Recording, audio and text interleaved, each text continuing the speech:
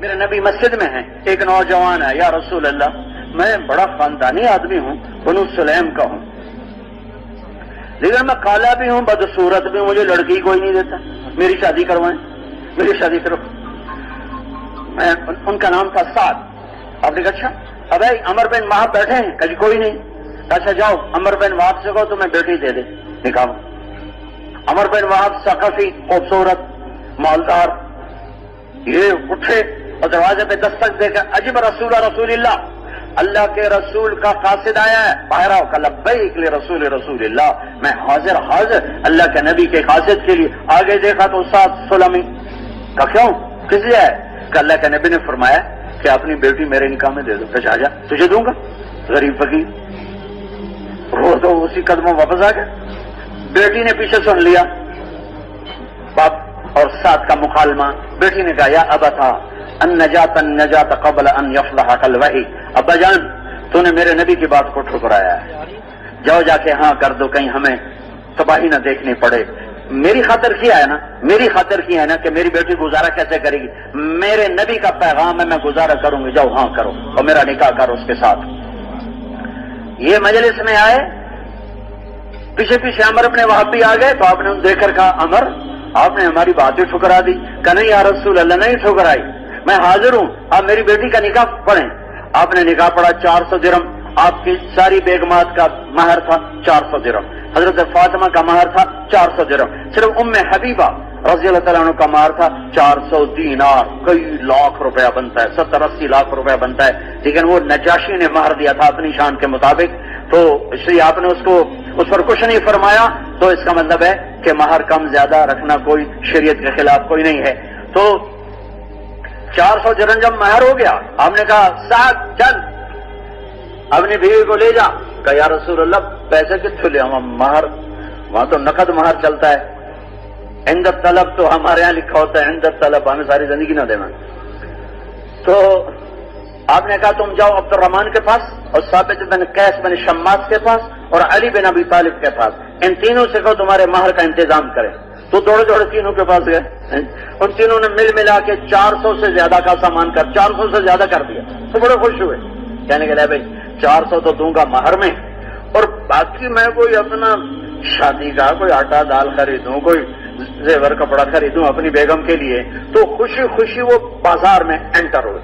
یہ وہ دور ہے جب گاہے گاہے مدینے پر بدو حملے کرتے رہتے تھے، کبھی اونٹ لوٹ لیے، کبھی جانور لوٹ لیے، کبھی مکان لوٹ لیے، 2-4 چرواہے قتل کر دیے، یہ وہ زمانہ۔ تو احد کی جانب کافر بدوں نے اٹیک کر دیا، تو مدینے میں مسجد میں خبر پہنچے یا رسول اللہ اٹیک ہو گیا۔ تو آپ نے کہا اعلان کرو، تو اس وقت اعلان ہوتا تھا یا خیل اللہ ارکبی، اے اللہ کے سوارو نکلو، اے اللہ کے سوارو نکلو، تو پھر کوئی پیچھے نہیں ہٹتا تھا۔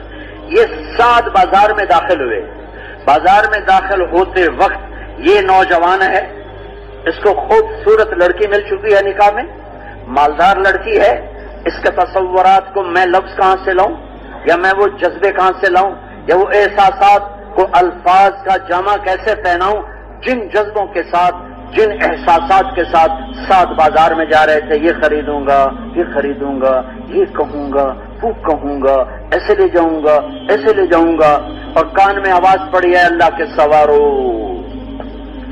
سعد کے قدم رکے، فنظر نظرۃ فی السماء، اور یوں آسمان پہ ایک نظر ڈالی اور کہا اللہم الہ السماوات والارض، اے زمین آسمان کے اللہ، و الہ محمد صلی اللہ علیہ وسلم، اور اے محمد مصطفیٰ صلی اللہ علیہ وسلم کے اللہ، لأجعلن هذه الدراهم فيما يحب الله ورسوله والمؤمن۔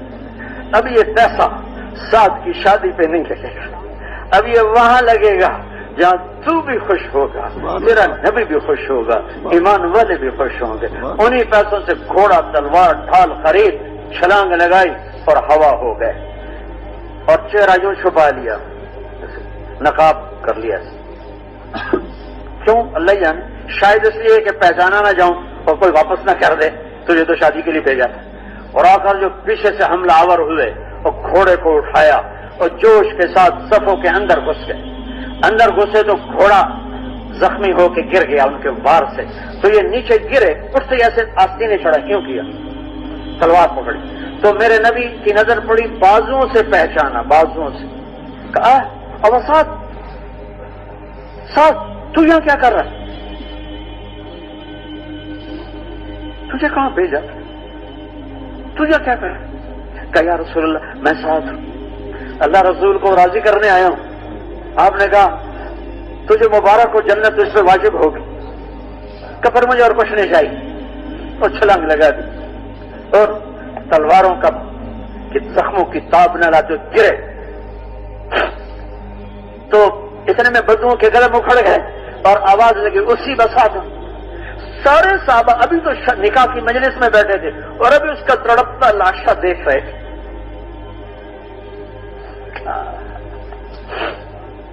کیا عشق و محبت کی لازوال داستانیں دھرتی کے سینے پر لکھ کر چلے گئے۔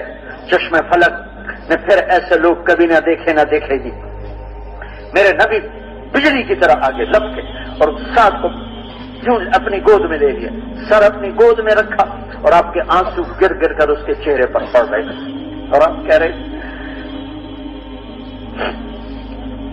ما اطیب ریحک واحبک الی اللہ ورسولہ، اے سعد میں قربان جاؤں، تو اللہ رسول کا کتنا پیارا بن چکا ہے اور تو کتنا خوشبودار بن چکا ہے۔ ما اطیب ریحک واحبک الی اللہ ورسولہ، ایسا آئے شاک گئے وعدہ فردہ لے کر، اب انہیں ڈھونڈ چراغ رخ زیبا لے کر۔ چراغ رخ زیبا سے بھی تکتے تکتے مدت گزر گئی، کوئی نظر نہیں آتا۔ وہ جو بیچتے تھے دوائے دل وہ دکان اپنی بڑا گئے، مدت سے لگ رہی تھی لب کام ٹک ٹکی، تھک تھک کے گر گئی لگے انتظار آج، اکھیاں ہی ترس گئی۔ میرے نبی نے یوں پکڑا، آنسو ٹپکے اور شبری تو کتنا پیارا، تو کتنا خوبصورت، تو کتنا خوشبودار۔ پھر ایک دم آپ مسکرا کر منہ پھیرا کہ ورد الحوض ورب الکعبہ، رب کعبہ کی قسم سادہ حوض پہ پہنچ گیا۔ سبحان اللہ۔ ابو لبابہ کہنے لگے یا رسول اللہ یہ حوض کیا ہے؟ کہ میرے رب نے مجھے دیا کوثر، جس کا ایک گھونٹ پینے والا کبھی پیاسا نہ رہے گا۔ سعد وہاں پہنچ چکا ہے۔ ابو لبابہ کہنے لگے یا رسول اللہ پہلے آپ رو رہے تھے، پھر آپ ہنسنے لگے، پھر آپ نے منہ پھیر لیا، یہ تھوڑا سا بتائیں گے کیا ہے؟ آپ نے فرمایا اما بکائی فشوقاً الی سعد، میں سعد کی جدائی پہ رویا ہوں، واما ضحکی فلما رأیت منزلتہ عند اللہ، اور میں مسکرایا ہوں اس کے جنت کے عالی شان درجات دیکھ کر۔ ہائے ہائے ہائے ہائے، کیا اللہ رسول سے یاری لگائی کہ اتنے بڑے جذبے قربان کر دیے۔ کبھی ہم بھی تم میں بھی چاہت، کبھی ہم بھی تم میں بھی راحت، کبھی ہم بھی تم بھی تھے آشنا، تمہیں یاد ہو کہ نہ یاد ہو۔ کہ یا رسول اللہ پھر آپ ہنسے کیوں؟ کہ اس کے درجے دیکھ کر۔ آپ روئے کیوں؟ کہ اس کی جدائی پر۔ آپ نے منہ کیوں پھیرا؟ آپ نے منہ کیوں پھیرا؟ کہ منہ اس لیے پھیرا فلما رأیت ازواجہ من الحور العین، میں نے اس کی جنت کے حوروں کو دیکھا، یتبادرنہ، اس کو گلے لگانے کے لیے توڑ لگا رہی تھی، اور ہر حور کی خواہش تھی میں آگے بڑھ جاؤں اور سب سے پہلے میں سعد کے گلے لگوں۔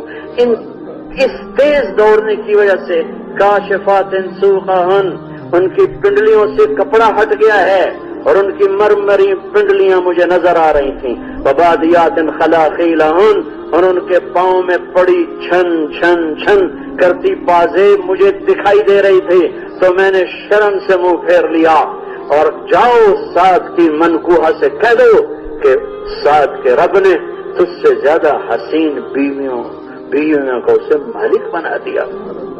یہ مٹی سے بنی، وہ مشک عنبر زعفران کافور سے بنی، وہ سورج کو انگلی دکھائے سورج بے نور ہو جائے، وہ مردوں سے بات کرے وہ اٹھ کے زندہ ہو کے کھڑے ہو جائیں، وہ اندھیروں میں کلائی ظاہر کرے اندھیرے روشنیوں میں تبدیل ہو جائیں، وہ سمندر میں تھوک ڈالے ساتوں سمندر شہد کی طرح میٹھے ہو جائیں، وہ ایک قدم چل کے خامن کی طرف آئے تو 1,00,000 ناز و انداز دکھائے۔